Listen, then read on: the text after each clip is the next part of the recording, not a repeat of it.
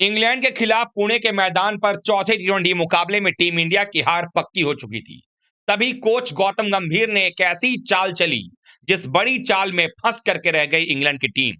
कैसे 12वें ओवर में उस चाल से इंग्लैंड के खिलाफ भारतीय टीम ने हारी बाजी पलटी और गोरों को सीरीज हार का स्वाद चखाया। यह सब कुछ हम आपको इस वीडियो में बताने वाले हैं। वीडियो पूरा देखिएगा, पसंद आए तो लाइक कीजिएगा, शेयर करिएगा दोस्तों में, और चैनल पर पहली बार आए हैं तो क्रिक रोस्ट की फैमिली में सब्सक्राइब बटन दबा करके अभी शामिल हो जाएगा। चलिए वीडियो को शुरू करते हैं। इंग्लैंड के खिलाफ जब चौथे टी20 मुकाबले में पुणे के मैदान पर टॉस किया गया, वहां पर कप्तान जॉस बटलर ने टॉस जीता। पहले उन्होंने गेंदबाजी का फैसला किया। माना ही जा रहा था कि भारतीय टीम पहली बार बैटिंग कर रही है सीरीज में, पहले तो हो सकता है कि भारत 200 प्लस का स्कोर खड़ा करेगा और इंग्लैंड की टीम को आसानी से हरा लेगा, लेकिन ऐसा हुआ नहीं। हुआ वो जो इंग्लैंड की टीम चाह रही थी। दरअसल बॉलिंग करते हुए इंग्लैंड की टीम की बात करें तो उन्होंने जो अपनी टीम में परिवर्तन किया था उसमें उन्होंने साकिब महमूद को टीम में जगह दी थी और इस तेज गेंदबाज ने एक ही ओवर में 3 विकेट निकाल करके मैडन डालते हुए ट्रिपल विकेट मैडन रख करके भारतीय टीम की पोल खोलते हुए नजर आया। टीम इंडिया एक वक्त में 3 विकेट जल्दी जल्दी गिराता हुआ अपना नजर आया। 12 पर 3 विकेट गिर गए भारत के। नतीजा ये हुआ कि भारतीय टीम मझधार में नजर आ रही थी। तब बल्लेबाजी करने के लिए मैदान पर उतरे थे उस वक्त अगर देखें तो शिवम दुबे और साथ में थे रिंकू सिंह। ये दोनों बल्लेबाज टीम इंडिया को आगे की तरफ लेकर के जा रहे थे, लेकिन जब रिंकू सिंह आउट हो गए तो शिवम दुबे और हार्दिक पांड्या की जोड़ी ने मिलकर के 87 रनों की पार्टनरशिप की और ये 87 रन भी भारतीय टीम ने बहुत ही कम समय में जोड़े थे। और उसके बाद बचे हुए अंतिम के 5 ओवर्स में भारतीय टीम ने जिस प्रकार की बल्लेबाजी की, उसकी मदद से हार्दिक पांड्या ने 30 बॉल में 53 बनाए, तो वहीं पर 33 गेंदों में 53 रन की पारी शिवम दुबे ने खेली। दोनों ही खिलाड़ियों ने मिलकर के भारत को उस स्कोर तक पहुंचा दिया जहां टीम इंडिया इंग्लैंड के इस मजबूत बल्लेबाजी क्रम से फाइट कर सकती थी। 181 रन टीम इंडिया ने बनाए अपने निर्धारित 20 ओवर में। 182 रनों का पीछा करने के लिए जब इंग्लैंड की टीम उतरी तो लगा कि शायद भारत के लिए आसान होगा हर बार की तरह, क्योंकि इस बार अर्शदीप सिंह भी थे, लेकिन उनका साथ देने वाला कोई गेंदबाज नहीं था। हार्दिक पांड्या ही मेन गेंदबाज थे अर्शदीप सिंह के बाद इस टीम के अंदर में। लेकिन तभी कुछ करिश्मा हुआ जो भारतीय टीम ने भी शायद नहीं सोचा था और ना ही भारतीय क्रिकेट फैंस और आपने सोचा होगा। जब इंग्लैंड की टीम ने शुरुआत किया तो पहले 6 ओवर में ही इंग्लैंड ने 62 रन ठोक दिए और एक तरीके से अपनी जीत सुनिश्चित कर ली और भारतीय टीम परेशानी में नजर आ रही थी। तभी मैदान पर कुछ देखने को मिला। पहले रमनदीप सिंह मैदान पर आते हैं, फील्डिंग कर रहे होते हैं और रमनदीप सिंह जो है जब फील्डिंग कर रहे होते हैं उसके बाद वो बाहर चले जाते हैं, फिर हर्षित राणा फील्डिंग करने आते हैं। और ये तब हो रहा था जब भारतीय स्पिनर्स की कुटाई हो रही थी, तो ऐसा लगने लगा था कि अब हाथ से ये मैच निकल गया है। धीरे धीरे ड्यू भी आना शुरू हो गया था, यानी कि और मुश्किल होने वाली थी। लेकिन तभी पता चलता है कि शिवम दुबे जो कि पहली पारी में जब बैटिंग कर रहे थे, उनको एक गेंद आकर हेलमेट पर लगी थी। उसके बाद उन्होंने बैटिंग किया, लेकिन उसके बाद जब आउट होकर पवेलियन गए तो मैदान पर उन्होंने फील्डिंग करने की जरूरत नहीं समझी।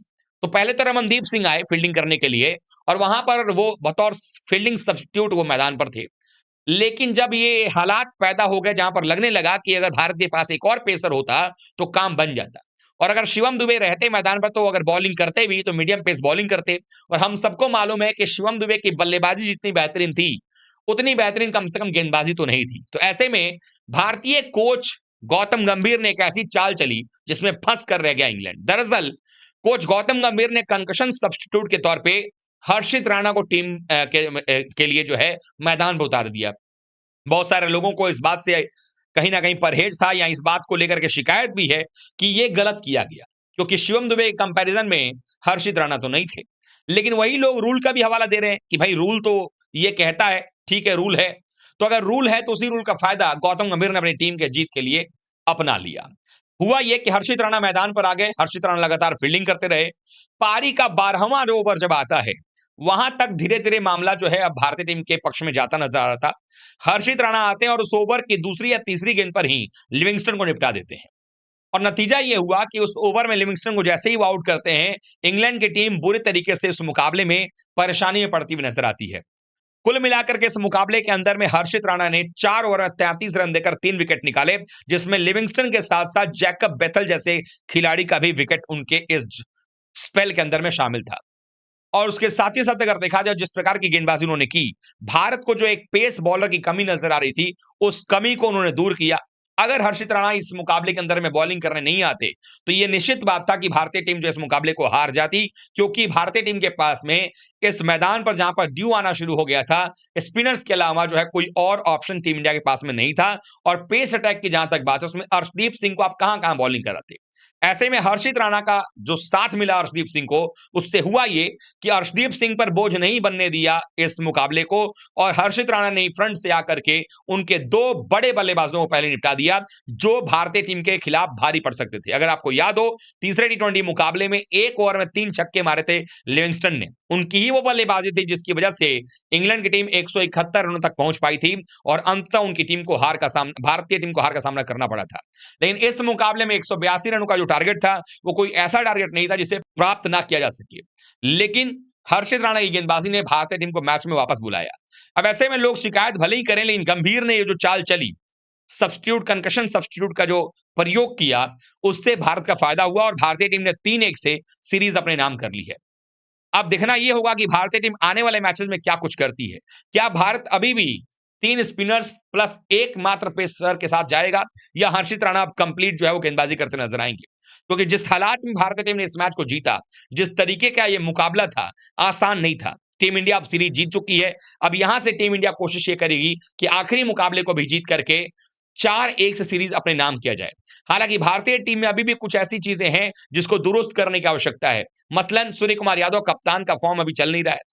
उसके अलावा जो बल्लेबाज भारतीय टीम के कुछ देर बल्लेबाजी कर लेते हैं, उनको भी अपने विकेट को होने से पहले 10 बार सोचना पड़ेगा कि आप अपना विकेट जो है उसकी कीमत लगाएं, ताकि आप टीम के लिए अच्छा कर पाएं।